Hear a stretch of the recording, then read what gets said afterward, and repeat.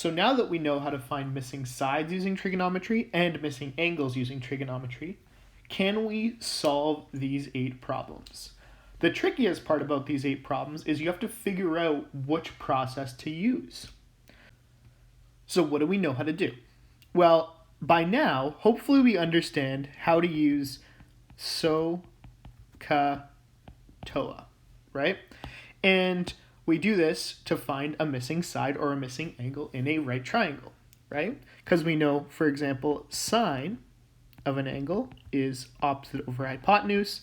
We know cosine of an angle is adjacent over hypotenuse, and we know tan of an angle is opposite over adjacent.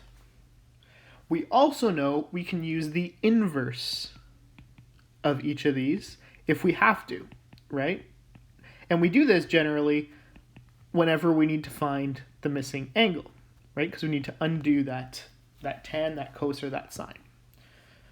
So those help us out for most of these problems. Now the question is, what about this problem here? D. What are we going to use to solve that problem? Well, notice in the first 3 of them, they all have something in common. What is that they all have in common? They all have to do with the angle. They all involve the angle in some way. Either the angle is given to you or you need to find an angle. This one has no angles at all. How do you solve that? Well, if you think back all the way to grade 9, you should realize you can solve that just by using the Pythagorean theorem, right? The regular Pythagorean theorem will help you with that. So that's how you would solve that problem to find the missing side. So sometimes we can use the Pythagorean theorem.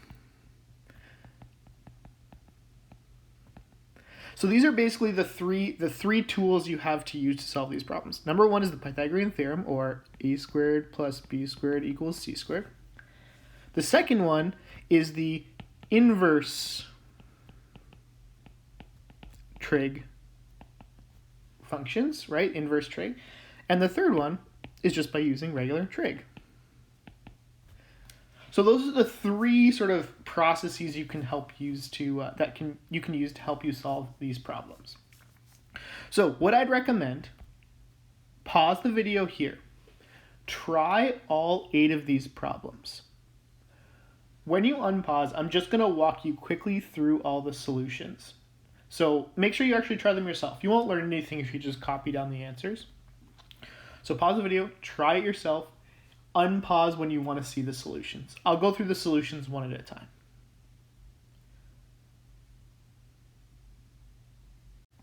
Okay, hopefully you've actually tried all of these problems. If not, please do that. Go back, pause it, and try. Okay, so for the first 2 problems, for A, we had to use cos because we're given an angle, we have the adjacent, we need to find the hypotenuse, so that means we use cos. For B, we had to use tan. We're missing the angle, but we still use tan because it still involves an angle. And we do that and use inverse tan to find the answer of 17.1. Remember, we use the inverse tan whenever we have an angle that we're trying to solve for, but the tan is in the way. So the tan inverse cancels out with the tan to leave us just with x. For C, we also have to use tan, but this time we're finding the missing angle, or the missing side, right? So we just realize that it's opposite over adjacent, and then solve for x is 8.12. For D, we don't care about the angles. We just care about the sides of a right angle triangle. When that's the case, we just use the Pythagorean theorem. The answer is 6.71. For E, again, we need to use cos because we have the adjacent, or we're trying to find the adjacent, and we have the hypotenuse. So we use cosine.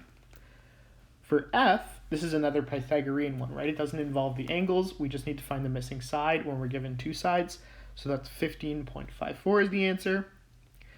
For G, we realize we have the adjacent and the hypotenuse, and we need to find the missing angle, so that means we need to use cosine. And in order to solve for x, we need to use inverse cosine, because that's going to cancel out this and leave us just with x. And the last one, this one's a little bit of a trick. It's actually not similar to any of the previous questions. It's just asking for the missing angle when we're given an angle in the triangle.